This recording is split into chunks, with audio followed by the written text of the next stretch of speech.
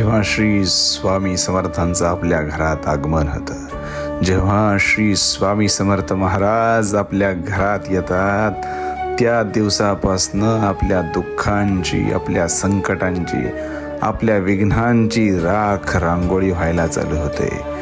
महाराज आपल्याकडं बघतात, महाराज आपल्याकडं दृष्टी टाकतात आणि सांगतात, तुझ्या मागं कोण नव्हतं, तुझ्या मागं कुणी नव्हतं, म्हणून तुझ्या घरात आलोय.